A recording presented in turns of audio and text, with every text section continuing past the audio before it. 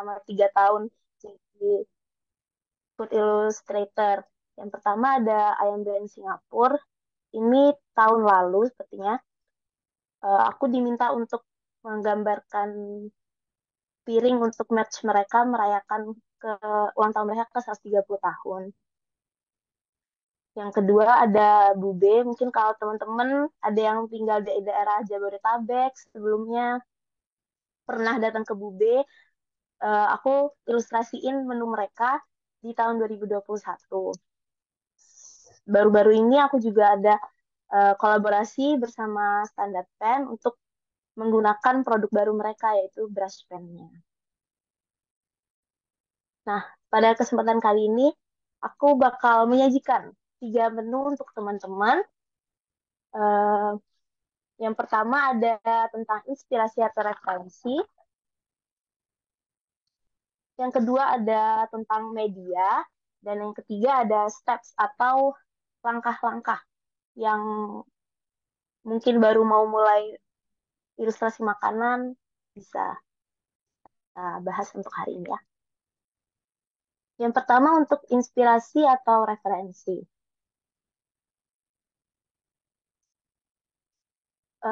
Kenapa sih kita butuh inspirasi atau referensi buat teman-teman, terutama yang baru mau mulai menggambar makanan, misalnya ya. Inspirasi atau referensi ini dapat mempermudah kalian untuk membayangkan komposisi objek, terutama jika objek yang ingin kalian gambar itu lebih dari satu. Yang kedua, membantu menentukan titik cahaya dan letak jatuh bayangannya. Yang ketiga, menemukan art style yang mungkin sesuai dengan selera teman-teman. Untuk sumbernya sendiri, aku bagi menjadi 3. Yang pertama sosial media, yang kedua movie atau film, yang ketiga adalah di lingkungan sekitar kita. Untuk sosial media sendiri, biasanya aku pakai Instagram. Sebagian besar aku pakai Instagram. Kadang juga aku pakai Behance. Itu untuk melihat portofolio artis teman-teman artis lain atau juga menggunakan Pinterest. Namun menurut aku sendiri, Pinterest itu ada kekurangannya, yaitu terkadang tidak ter tidak tercantum untuk kreditnya. Jadi teman-teman nggak tahu nih gambar ini punya siapa. Sedangkan kredit itu penting kalau teman-teman mau menggunakan foto orang lain. Untuk Instagram sendiri biasanya aku nge-follow di teman-teman artis yang lain atau juga chef atau toko kue biasanya. Nah, kalau untuk artis lain itu banyak yang bisa kita dapetin selain explore art style atau mungkin emang teman-teman suka lihat gambar-gambar yang cakep-cakep gitu. Kalau untuk explore art style sendiri karena saya, kebanyakan kan orang punya preferensi masing-masing untuk art style mereka. Jadi ketika teman-teman nge-follow teman artis lain, teman-teman bisa lihat, oh ada ya tata art style kayak gini, atau mungkin biasanya teman-teman terlalu terexposure sama yang realism gitu. Sedangkan ternyata banyak artis lain yang bisa pakai ekspresionis, atau mungkin kalau teman-teman ada yang suka kayak style Ghibli, itu kan jadi membuka wawasan teman-teman mengenai art style yang ada.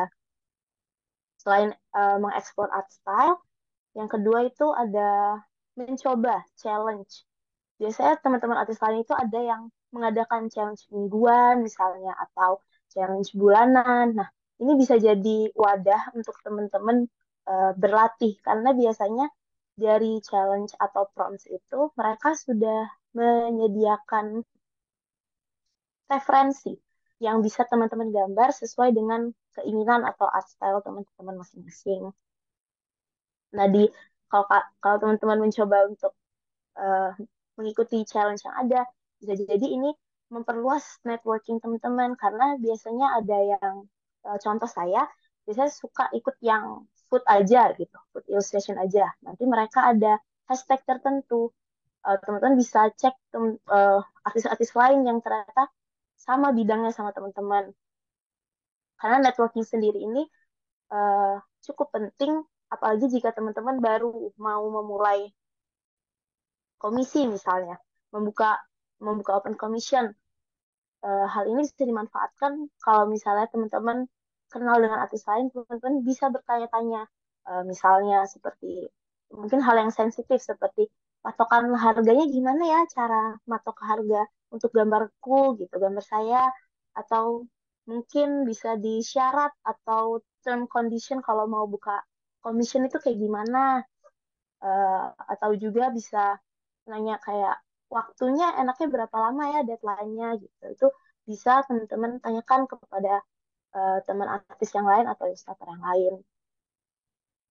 Selain artis, saya juga suka ngefollow chef atau bakery shop karena eh, saya untuk fokus di makanannya sendiri itu lebih ke tekstur. Saya suka untuk mendetailkan tekstur setiap makanan itu. Jadi kalau untuk chef, meskipun saya belum pernah makan itu gitu, tapi kalau misalnya di Instagram chef itu biasanya mereka suka ngevideoin gitu, ngevideoin makanannya dipotong atau dia mencoba makanannya sendiri gitu.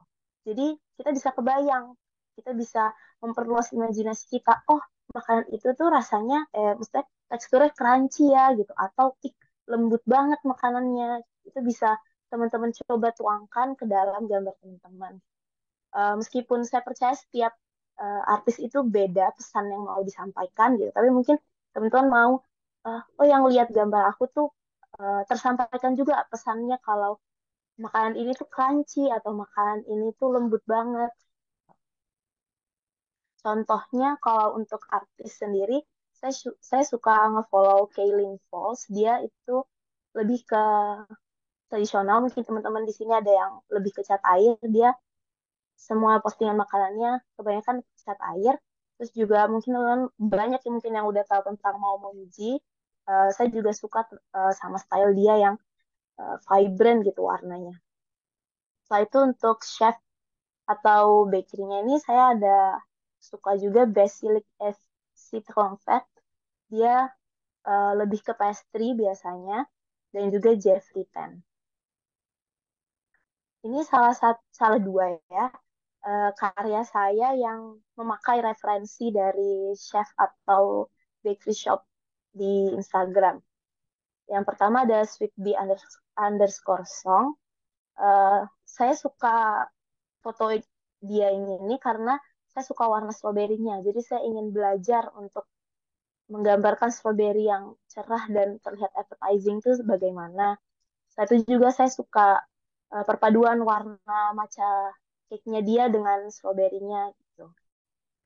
Satu meskipun dari referensinya tidak terlihat semuanya kan keras di bawah tidak terlihat, tapi dengan adanya video-video di Instagram dia, saya bisa memanfaatkan itu untuk menggambarkan keseluruhannya gitu. Selanjutnya yang kedua ada Scarlet Cake underscore Jakarta. Meskipun saya belum pernah ke Scarlet Cake karena di luar kota ya, beda kota. Tapi karena dia suka upload produk dia di Instagram, saya jadi bisa membayangkan gimana tekstur dari makanannya itu. Kalau yang di Scarlet Cake ini saya lebih ke explore art style aja, penggunaan brush aja. Selanjutnya untuk lokal cafe ya. Ini untuk di sekitar. Kalau untuk sekitar, contohnya saya termasuk salah satu orang yang suka nongkrong. Kadang saya suka keluar, mungkin ngerjain tugas.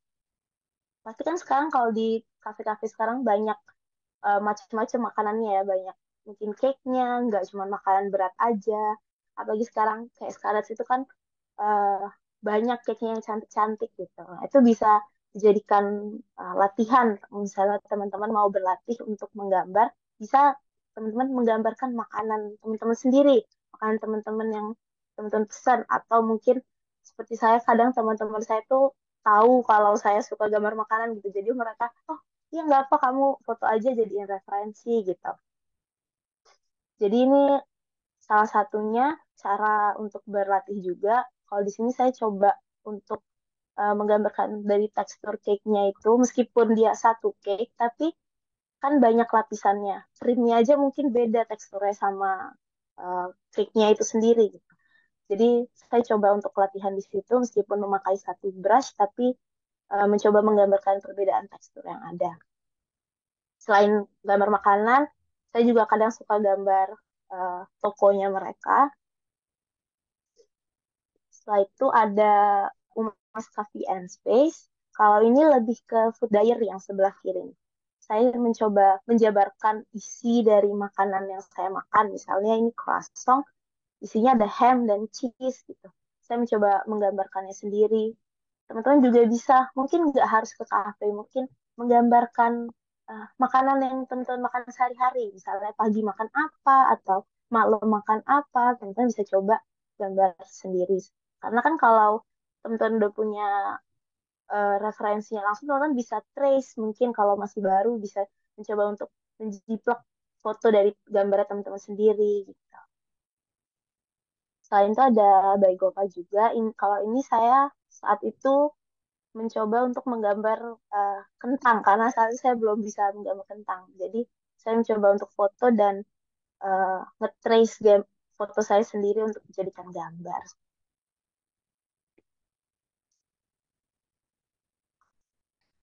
Yang terakhir ada movie time.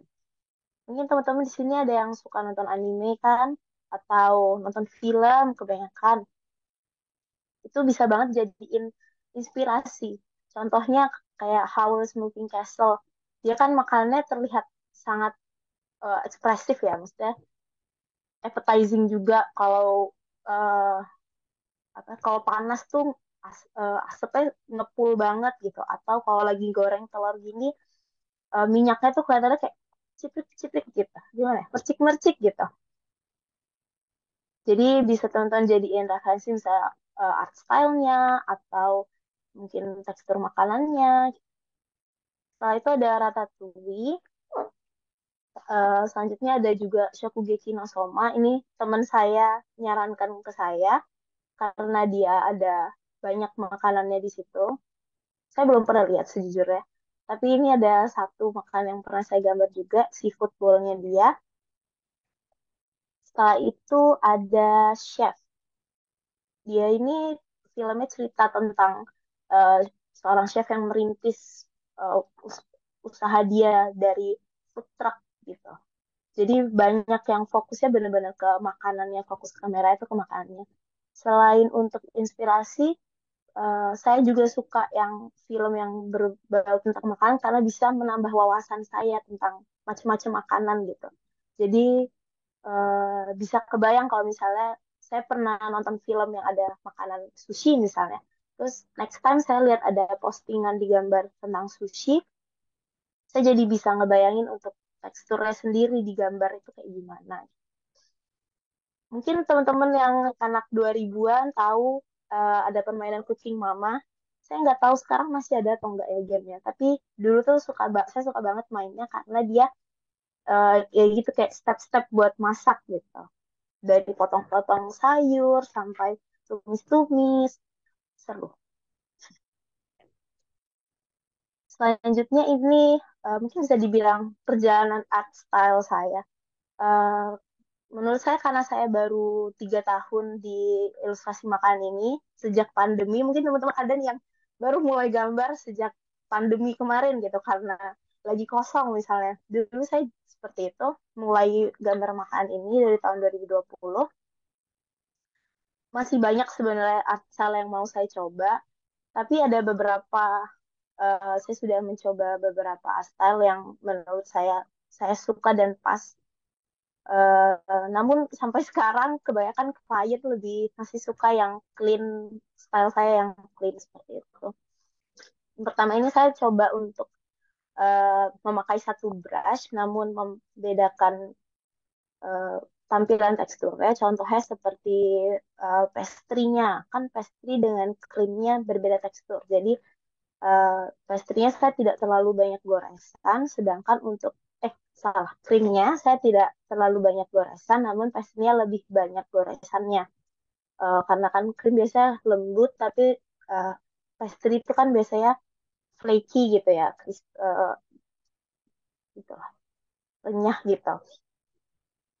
Nam- Seperti yang di bawah juga, yang gambar di bawah ini, meskipun saya memakai beda brush, Ya, misalnya untuk pumpkin soup-nya kan dia lembut, jadi saya tidak terlalu banyak detail untuk teksturnya di situ. Sedangkan untuk toast baguette-nya lebih banyak detail teksturnya karena roti sendiri kan banyak bolong-bolongnya atau tekstur crispy karena dia dipanggangnya. Kadang juga saya suka gambar eh, bungkus produk, packaging produknya itu sendiri. Yang yang kedua ada media.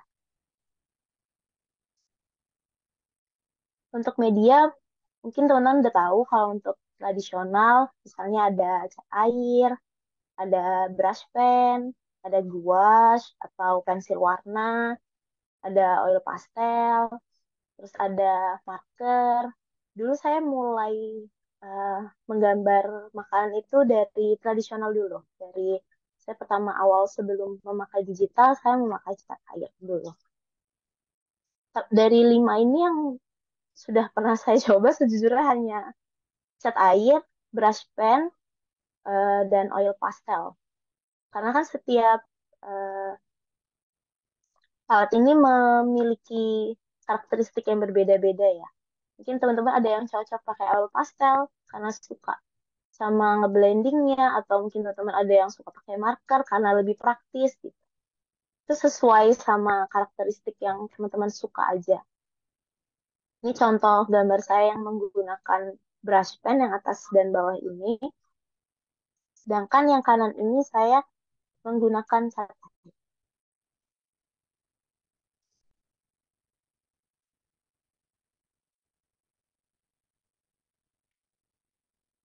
Selanjutnya setelah tradisional ada digital. Ini yang mungkin teman-teman sekarang banyak yang tahu ya. Apalagi digital sekarang udah kemajuannya udah bener-bener beda sama yang dulu kan, lebih mungkin lebih aksesibel ya, aksesibel jadinya kalau sekarang. Kalau untuk digital banyak ya, misalnya dari HP teman-teman sendiri, terus juga ada pen tablet, atau ada tablet, ada pen display, ada PC, macem-macem banget. Dulu saya pertama kali mulai saya pakai HP, pakai jari juga mungkin di sini teman-teman ada juga yang mulai pakai dari HP terus pakai jari juga ya. Terus juga mungkin ada yang pakai pen tablet. Kalau saya sendiri untuk pen tablet agak kurang cocok karena saya nggak bisa belum bisa koordinasiin antara tangan sama harus lihat ke layar gitu. Jadi mungkin belum terbiasa ya.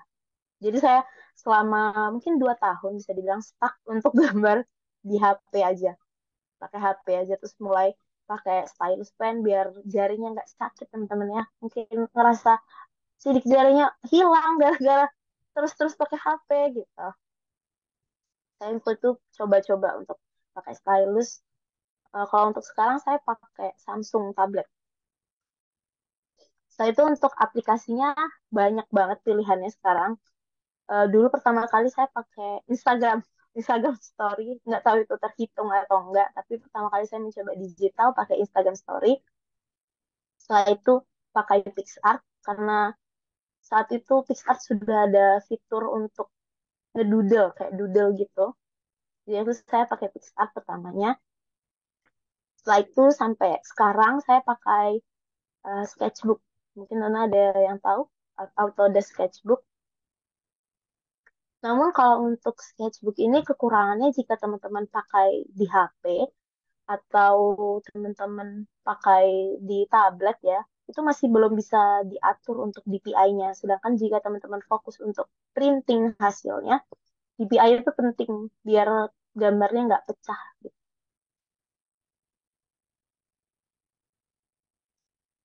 Sedangkan kalau untuk Medibank, saya kadang pakai Medibank karena di Medibank ini bisa diatur untuk DPI-nya, bisa 300 untuk printingnya. Karena kalau di Sketchbook ini kalau dari HP, seingat saya maksimal 72, atau alternatifnya teman-teman bisa besarin kanvas di HP-nya terus diedit di PC-nya bisa. Eh, Kalau di tablet juga bisa untuk atur DPI-nya pakai Medibank. Kalau untuk AI, kadang saya pakai untuk jika kliennya minta untuk file vector. Mungkin teman-teman juga banyak yang tahu nih ada Clip Studio Paint, terus Procreate yang benar-benar banyak banget. Terus ada Ibis Paint, ada Krita, ada Photoshop.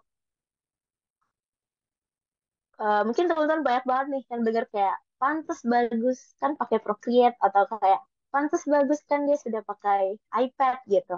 Sedangkan menurut saya kalau teman-teman pertama kali masuk ke digital itu tuh rasanya mungkin teman-teman ada yang pernah ngerasain kalau banyak banget makanan misalnya lagi kayak di Pujasera gitu. Banyak banget makanannya sampai teman-teman tuh bingung gitu. Mau pesen yang mana ya gitu. Menurut saya pertama kali masuk digital tuh seperti itu karena dia pilihan brushnya banyak banget, fiturnya banyak, terlalu canggihnya gitu ya, misalnya saking ya sampai bahasa saya keluar. Terlalu canggihnya itu masa saya bingung mau mulai dari mana. Kecuali mungkin teman-teman mau lihat tutorial dulu, banyak apa namanya, lihat-lihat browsing tutorial untuk gambar pakai salah satu aplikasi karena satu aplikasi dengan aplikasi yang lainnya itu beda lagi brush yang tersedia gitu kan. Jadi bingung. Misalnya kayak pensil aja ada 6 atau 7 jenis gitu. Jadi teman-teman harus coba-coba sendiri. Apalagi seperti yang saya bilang tadi, saya percaya bahwa setiap orang itu punya preferensinya masing-masing. Misalnya kayak brush A cocok di A, tapi mungkin nggak cocok di yang orang lain gitu. Beda feel-nya gitu. Rasanya kayak gitu. Jadi lebih banyak harus explore masing-masing gitu. Jadi daripada dan kembali lagi kepada yang make gitu. Meskipun nggak memungkiri kalau digital itu bisa mempermudah teman-teman menggambar karena banyak fitur-fiturnya, banyak toolsnya yang bisa membantu. Tapi balik lagi ke penggunanya itu sendiri. Mereka bisa memanfaatkan kecanggihan itu atau enggak. Karena beberapa juga saya banyak yang melihat teman-teman yang menggambar pakai HP dan jari bagus-bagus banget gitu. Jadi itu kembali lagi ke penggunanya.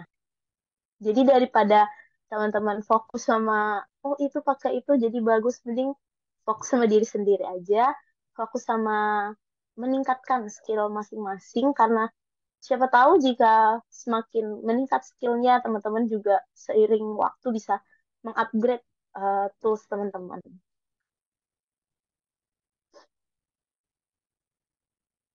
Ini untuk gambar-gambar saya menggunakan ber- eh, berbeda aplikasi ya. Yang kiri ini atas bawah saya pakai Instagram Story pertama kali tahun 2020 mungkin ini. Sekitar tahun 2020. Setelah itu yang kanan kelapa ini saya gambar pakai PixArt waktu itu. Coba-coba waktu itu udah seneng banget pakai PixArt karena oh gampang ya gitu. Sebenarnya ada plus minusnya untuk digital dan juga tradisional gitu. Saya ada dengar salah satu orang, saya waktu lihat Kaylin Foss, dan saya agak setuju sama dia karena kadang kalau perfeksionis, kalau kalian teman-teman perfeksionis itu kalau di digital tuh kayak nggak ada habisnya. Karena teman-teman bisa edit terus kan, gampang editnya gitu. eh Mungkin yang membatasi hanya deadline ya mungkin untuk berhenti mengedit itu. Sedangkan kalau teman-teman di uh, apa namanya tradisional, Kelin waktu itu ceritanya dia karena dia pakai cat air, dia bilang kalau di cat air kalau kamu tradisional tuh kamu udah gitu kayak menekan jiwa perfeksionis kalian gitu. Karena mungkin mau ganti lagi kok males juga jadi ya sudah apa yang jadi ya itu yang terbaik saat itu gitu. Jadi saya juga ingat dulu ada dosen saya juga bilang nggak ada uh, gambar yang benar-benar sempurna banget itu nggak ada gitu. Jadi yang saat itu ada ya itu yang baik untuk saat itu. Yang bawah ini saya pakai sketchbook pertama kali tahun 2020 juga. Yang kanan ini baru-baru ini tahun 2023.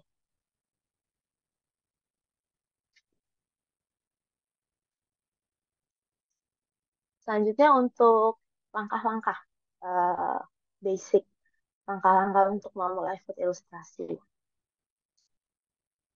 Ini saya pakai sketchbook. Setelah ini saya akan menunjukkan beberapa gambar. Itu semuanya memakai sketchbook. Menurut saya sketchbook ini untuk aplikasi yang tidak sponsor sama sekali. Tapi untuk aplikasi yang gratis itu gampang banget. Apalagi teman-teman bisa download di HP aja bisa kepake banget. Saya waktu itu pakai RAM 464 tuh oke, masih oke banget. Sampai mungkin ya 200 gambar mulai agak lemot ya. ya. Tapi udah bagus banget untuk yang aplikasi free. Mungkin teman-teman mau mencoba digital ilustrasi pakai sketchbook bisa. Biasa saya memakai sketch saya pakai pensil yang jenisnya legacy. Nanti kalau teman-teman buka sketchbook ada itu banyak pensilnya, bisa teman-teman pilih bebas. Ah, kalau untuk saya mau pakai gambar yang bertekstur, saya biasa pakai tato inker, tapi saya modif lagi karena sesuai yang saya mau, saya modif untuk stem dan kawan-kawannya. Mungkin nanti teman-teman kalau mau tahu untuk modif eh, brush saya bisa ikut masterclass saya gitu.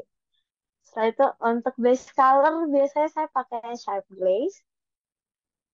Untuk detail di dalamnya biasanya saya pakai synthetic brush karena dia lebih flowy gitu. Kayak serasa pakai watercolor tapi digital gitu. Nah, sedangkan untuk signing atau tanda tangan saya biasa pakai medium brush.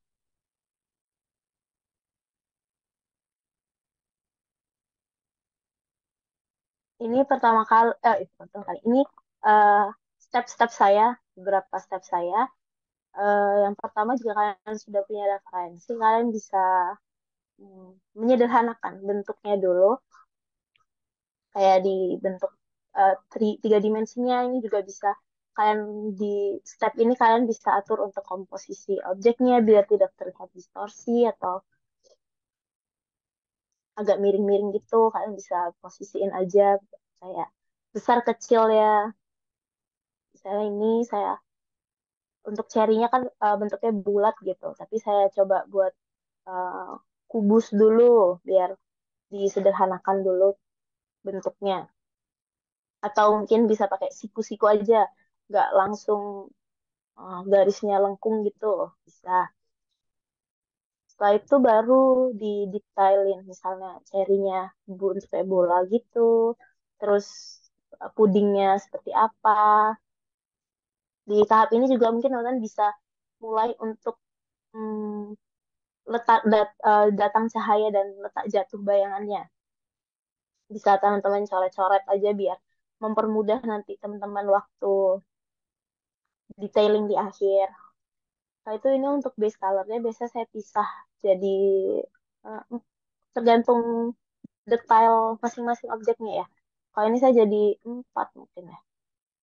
Garpunya sendiri biasanya alat makannya saya pisah sendiri. Saya itu detail topping di atasnya, detail maksudnya base color topping di atasnya, terus pudingnya sama karamel di bawahnya. Yang ini juga mulai di detailing, yang ini pakai sharp glaze, yang ini mulai detailing pakai synthetic brushnya tadi. Setelah itu tambah-tambahin detailnya sedikit. Yang ini yang di akhir ini layer baru lagi untuk lightingnya. Bisa, biasanya saya antara opacity saya kurangin atau pakai overlay, tergantung moodnya saya.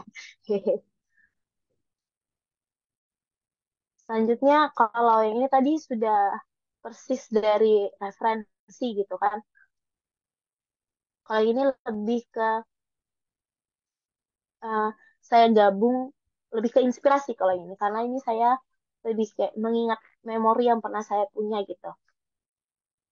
Kayak misalnya teman-teman pernah makan roti di suatu tempat yang enak banget gitu, tapi teman-teman cuma inget bentuknya aja. Biasa ada yang kayak gitu kak, yang kayak cuman keinget garis besarnya aja, tapi lupa detail di dalamnya tuh kayak gimana gitu. Yang ini saya padukan seperti itu. Jadi ini kalau teman-teman yang tinggal di Malang tahu Citra Kendedes, Ini saya ingat dulu waktu beli itu bentuknya kayak gini gitu, tapi saya nggak inget dalamnya itu gimana atau detail eh sosisnya gimana gitu. Jadi saya cari nambahin lagi untuk inspirasinya, saya cari di internet detailnya seperti apa. Jadi bentuk besarannya itu eh, secara garis besarnya saya mengikuti memori yang saya punya. Jadi saya sederhanakan dulu bentuknya. Di sketsa ini juga teman-teman bisa mengatur untuk sudut pandangnya. Ya, misalnya teman-teman mau agak perspektif dikit, atau dari atas, atau dari samping, atau kepotong gitu. Teman-teman bisa lakuin di sketsanya dulu. Nanti detailnya, eh, topping-topping di atasnya. Setelah itu, ini kalau ini saya coba untuk pakai yang texture, brushnya yang berpattern. Kalau ini saya layernya sedikit. Kalau ini karena mau belajar layer sedikit untuk cuman misah antara lighting, shadow sama objeknya seperti itu. Kalau yang ini contohnya referensinya dari Le Jardin Secret and Scolpaki. Dia biasanya upload tentang mereka kayak pastry shop gitu ya. Ya. Jadi mereka banyak upload tentang patisserie. Kalau teman-teman suka dessert dessert yang kecil tapi cantik gitu, bisa teman-teman coba cek ini buat jadi eh, referensi teman-teman. Eh, Kalau misalnya teman-teman udah terbiasa, kadang kalau saya agak buru-buru gitu, misalnya cuma mau latihan aja, saya langsung aja nggak pakai apa namanya simplify dulu, saya langsung pakai bulat-bulat aja. Terus habis itu untuk detailnya nggak, saya biasa tidak terlalu menaruh untuk di sketsanya. Terus untuk base colornya seperti biasa saya pakai sharp glaze lagi, tapi ini saya sudah tumpuk-tumpuk aja karena memang mau latihan seperti itu, saya tumpuk-tumpuk aja. Terus habis itu baru untuk detailnya, misalnya daun-daunnya atau sausnya atau kulit-kulit ini apa ya, jeruknya. Terus habis itu eh crustnya gitu. Bisa contohnya seperti ini, saya untuk crustnya karena bayangan saya kan dia eh, apa bahasa crunchy, crispy, renyah, renyah ya, renyah. Seperti teman-teman kalau teman-teman tahu kue sus buah, pai buah, iya dia kan ada itunya, ada crustnya, ya crustnya pie-nya itu, terus ada isian sus di dalamnya, terus ada buahnya kan, mereka beda-beda teksturnya masing-masing kan.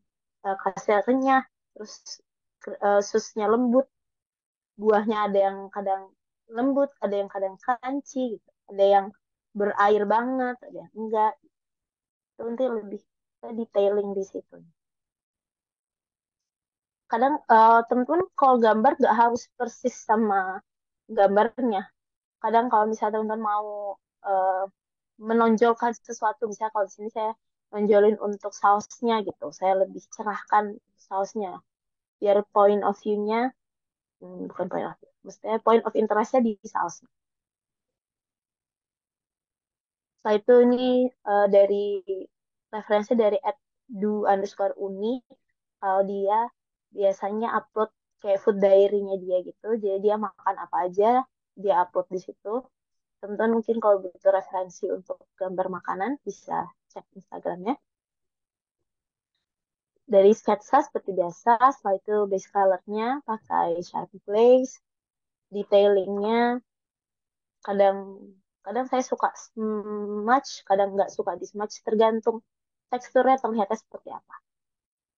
Setelah itu light and shadow-nya untuk efek gosongnya saya pakai brush yang berbeda lagi.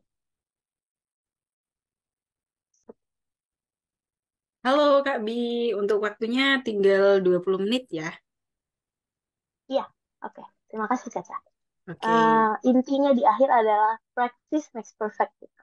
Jadi kalian latihan aja, kalau misalnya memang ada eh, kalian males kan lihat sesuatu yang cantik tapi males banget ngewarnainnya, kalian sketsa aja gitu. Kalian latihan sketsa aja, perbanyak latihan sketsa. Jadi muscle memory ya mungkin. Muscle memorinya biar lebih luas aja kalau mau.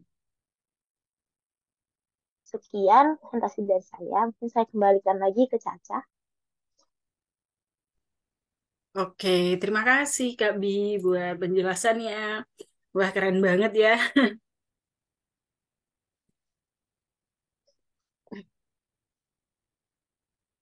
Wah, keren banget ya untuk sesi kelas hari ini dan pesertanya juga banyak sekali yang tanya-tanya nih ya. Oke, teman-teman, kalau ada pertanyaan bisa langsung drop di kolom Q&A. Karena ini waktunya terbatas, jadi mohon maaf sekali ya, kita nggak bisa jawabin satu persatu. Oke, namun sebelumnya itu aku mau menginfokan lagi ke teman-teman. Jadi untuk next kelasnya, jadi setelah ini akan ada next kelas lagi bareng Kak Bi. Oke, sebentar, aku share screen dulu ya.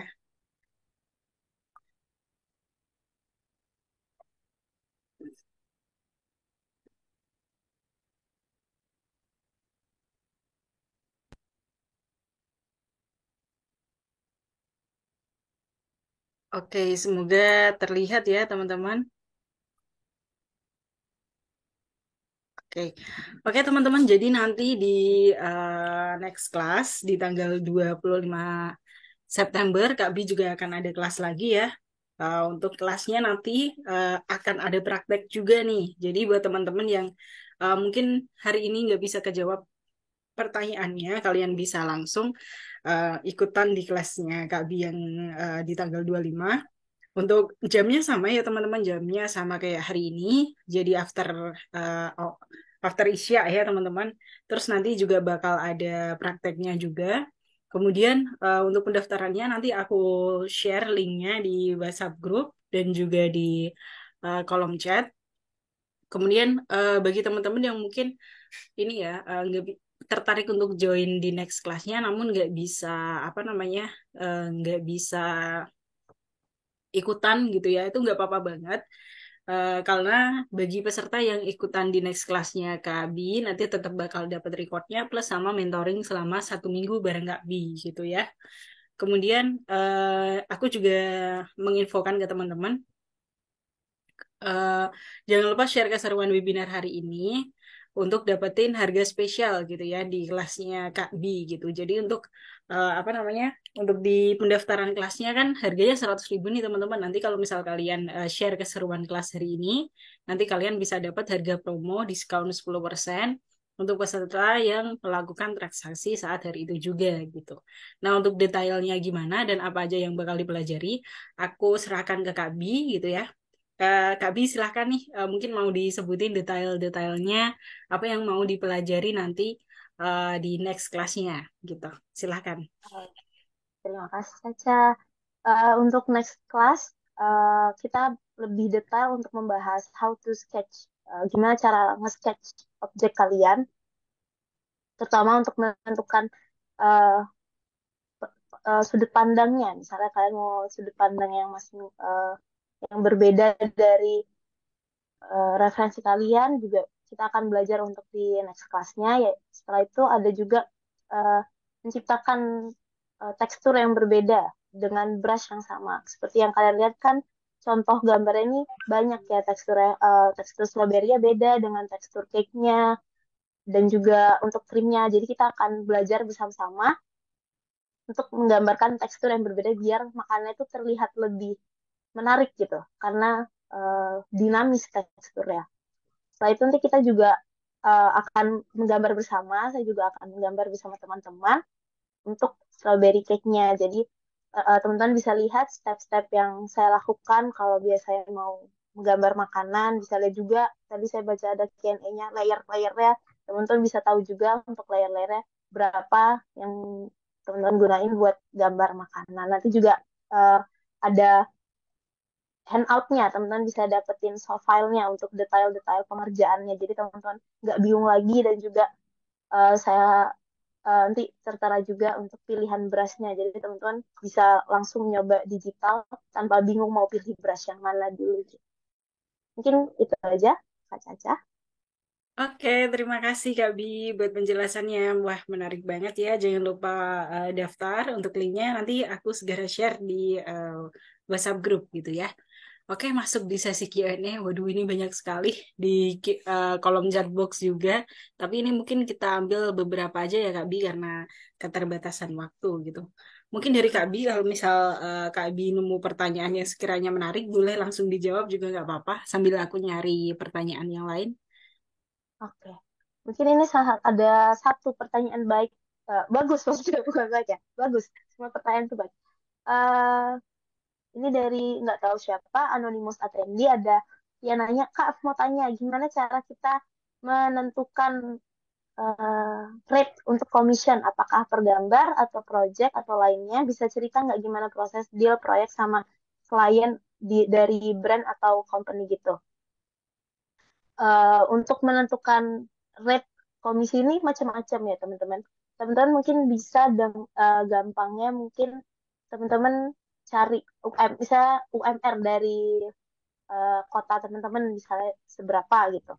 Setelah itu teman-teman bagi untuk jam kerjanya, bisa seperti itu, atau teman-teman kebutuhan bulanannya berapa misalnya, teman-teman bagi, teman-teman mau kerja seminggu itu berapa sih targetnya, berapa jam, teman-teman jadi bisa bagi untuk per jamnya. Mungkin kalau teman-teman mau yang bahasanya hourly rate gitu, atau teman-teman bisa ya udah patok aja per gambar.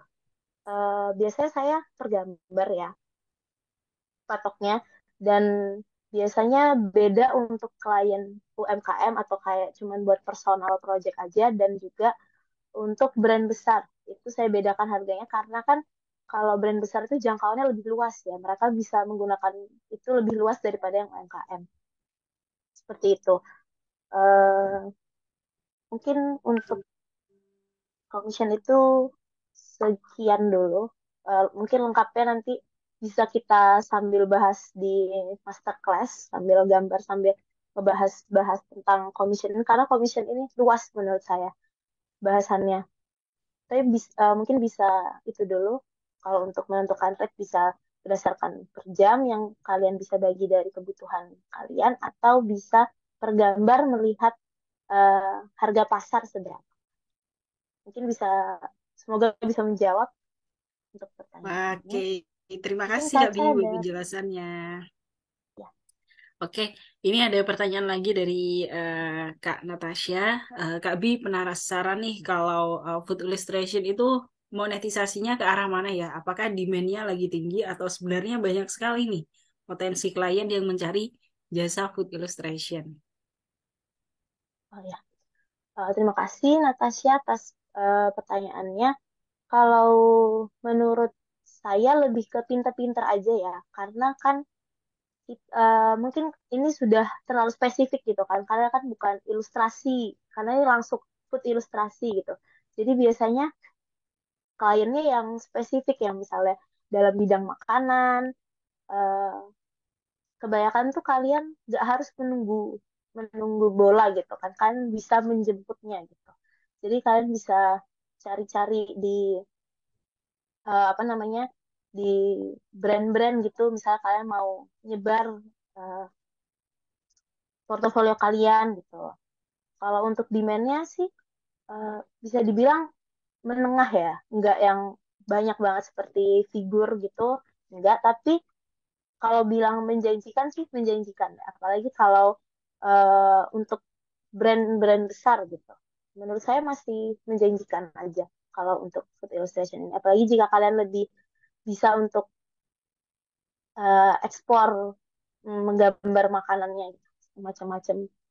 Karena bisa kalian tadi mungkin sekalian menjawab untuk tadi yang ada bilang apakah bisa dibuat apa namanya, kayak dibuat free pick gitu, bisa, kalian bisa masukin itu juga, bisa jadi sumber penghasilan kalian, passive income kalian bisa dari situ juga, kalian buat seperti aset gitu, misalnya kalian aset makanan-makanan gitu, itu bisa banget di upload di free pick kayak gitu. Atau misalnya kalian mau hmm, ya seperti itu yang kayak aset-aset gitu bisa. Mungkin itu saja jawabannya. Oke, terima Halo? kasih Kak Bi Oh ya, buat penjelasannya. oke. Oke, nah ini ada pertanyaan menarik juga nih Kak Bi dari Anonymous.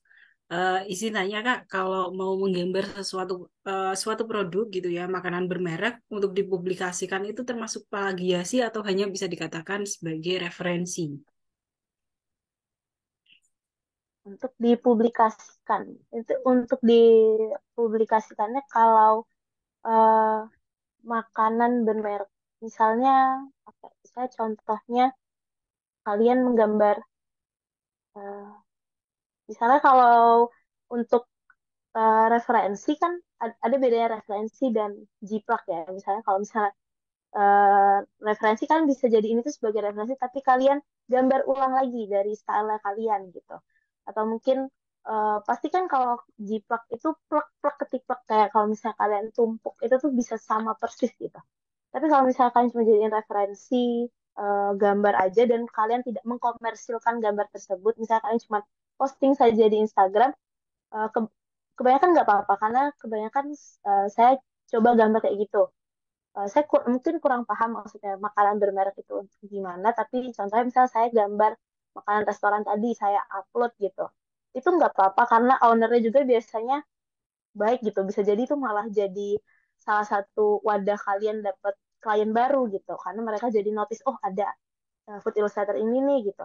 Atau mungkin kalau kayak upload tentang salah satu contoh saya pernah menggambar macam-macam magnum gitu. Saya upload di Instagram dan sosial medianya juga oke-oke aja gitu ngebalasnya kan seperti exposure untuk mereka juga. Meskipun itu brand besar juga mereka oke aja selama tidak kalian komersilkan gitu. Jadi ketika kalian sudah buka commission untuk mencari referensinya kalian tidak bisa memakai gambar orang gitu antara kalian bisa pakai foto sendiri atau kalian bisa menggabungkan berbagai macam sumber gambar untuk menjadi suatu gambar yang berbeda. Mungkin itu jawabannya, Kak Cica. Oke, terima kasih Kak Bi buat penjelasannya. Semoga menjawab ya teman-teman. Oke, nggak kerasa nih waktu udah mau selesai juga aja. Em, ini mungkin aku pilih satu atau dua pertanyaan lagi ya teman-teman. Silahkan kalau misal ada pertanyaan yang sekiranya beda sama yang tadi gitu ya. Itu bisa langsung drop di kolom Q&A. Sama Kak Bi, mungkin kalau misal ada pertanyaan yang menarik gitu ya, boleh banget kalau misal mau langsung dijawab gitu ya. Oh iya, terima kasih Caca. Ini aku lihat ada satu di kolom chat. Boleh, eh, boleh. Silahkan. Workshopnya dari UI. Untuk workshopnya pakai aplikasi apa ya? Nanti workshopnya kemungkinan besar akan pakai sketchbook yang biasa aku pakai. Tapi untuk brush-brushnya, teman-teman sebenarnya bisa menyesuaikan dengan mungkin ada di aplikasi teman-teman yang brushnya hampir mirip gitu. Karena biasanya kan kebanyakan aplikasi itu berbeda, tapi cuman bedanya dikit gitu. Mungkin bisa teman-teman sesuaikan atau teman-teman bisa pakai sketchbook. Sketchbook juga free, bisa teman-teman pakai di HP, sangat accessible sekali. Mungkin itu untuk menjawab untuk workshop selanjutnya pakai aplikasi apa. Oke, terima kasih Kak Bi buat penjelasannya. Oke, ini aku cari lagi satu pertanyaan sebagai pertanyaan penutup. Oke. Oke, sebentar. Tadi aku lihat ada yang menarik nih ya.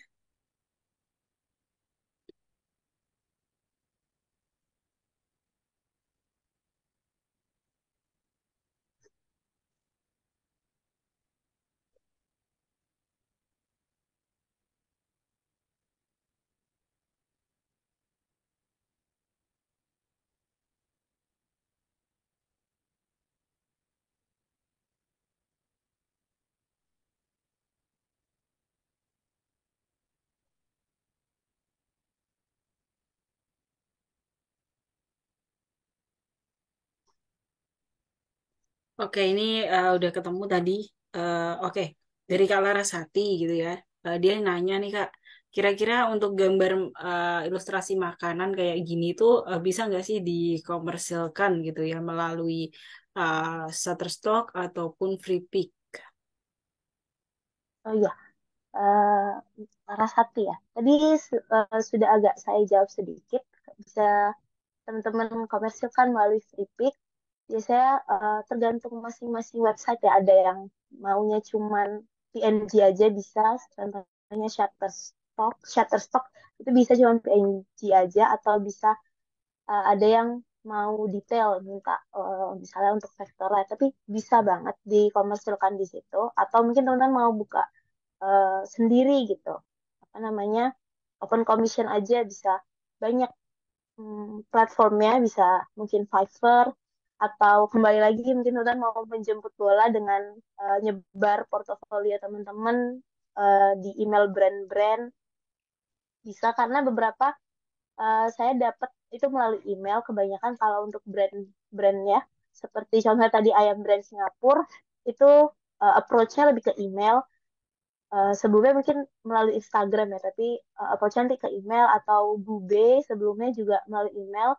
Terus ada satu lagi yang belum yang tadi saya tidak bisa menyampilkan untuk di hasil kerjaannya karena masih proses sekarang dengan salah satu publisher luar itu juga mereka approach-nya melalui email itu untuk buku. Jadi mungkin banget untuk teman-teman yang mau food illustration ini bisa untuk buku itu saya tentang diet gitu, tentang makanan. Itu bisa banget gambaran teman-teman yang mau uh, food ilustrasi tuh bisa nggak sih gitu. Sama publisher bisa, bisa seperti itu. Jadi tergantung teman-teman juga yang mau mencari kembali lagi tergantung usernya bisa teman-teman mencari menjemput bola seperti tadi atau menawarkan jasa teman-teman melalui platform yang tersedia. Seperti itu Kak Caca. Oke, terima kasih Kak Bi buat penjelasannya. Semoga menjawab ya teman-teman. Oke, sebagai penutup, mungkin dari Kak Bi ada yang mau disampaikan buat teman-teman yang join di sini. Pesan-pesan mungkin buat peserta, silahkan. Oh ya. Sebenarnya terima kasih teman-teman yang udah join. Terima kasih atas waktunya. Meskipun udah malam, tapi tetap antusias banget. Pertanyaannya juga bagus-bagus banget. Pesannya cuman kalau misalnya kalian eh, itu passion kalian gitu, kalian lakuin aja gitu. Meskipun nggak banyak di pasaran, tapi pasti ada aja jalannya. Mungkin karena saking sedikitnya teman-teman jadi yang terpilih untuk mengilustrasikan suatu project gitu misalnya. Dan juga tetap latihan, tetap sering banyak-banyakin latihan. Aku juga masih tetap harus latihan terus. Jangan lupa kita bisa latihan bersama di masterclass kita selanjutnya. Gitu aja mungkin Caca. Oke, terima kasih Kak Bi buat penjelasannya dan juga pesan buat peserta hari ini. Aku juga ngucapin terima kasih banyak buat Kak Bi yang udah meluangkan waktu untuk ngisi sesi kelas hari ini dan juga teman-teman yang udah stay di sampai jam setengah 9 ya, antusias sekali. Dan jangan lupa untuk daftar di next kelasnya Kak Bi di tanggal 25 nanti. Untuk aplikasinya tadi udah disampaikan ke Kak Bi juga ya. Kemudian untuk link recordnya nanti aku share secepatnya di WhatsApp group dengan catatan kalian tetap stay di situ aja ya teman-teman gitu. Oke, aku sebagai host di acara malam hari ini, mohon maaf apabila banyak sekali kekurangan di acara kelas hari ini dan aku juga berpesan buat teman-teman semoga apa yang sudah disampaikan Kak Bi hari ini bisa bermanfaat buat teman-teman dan jangan lupa diaplikasikan gitu ya sering-sering praktek. Mungkin kalau di awal-awal mungkin agak gambarnya sedikit kurang rapi atau pewarnaannya agak aneh dan lain sebagainya kayak itu nggak apa-apa banget karena itu proses gitu ya dan tetap semangat belajar gitu. Oke, dari aku itu aja. Jangan lupa share keseruan webinar hari ini. Follow Instagramnya Kak Bi @zpop. Popnya O-nya pakai 0, jangan lupa di follow dan juga follow Instagram Amazing biar kalian tetap dapat inspirasi-inspirasi karya terbaru dari Kabi dan juga informasi kelas-kelas terbaru dari Amazing Academy. Gitu ya teman-teman. See you teman-teman. Uh, Terima kasih Sampai teman-teman. jumpa di next class. Bye-bye.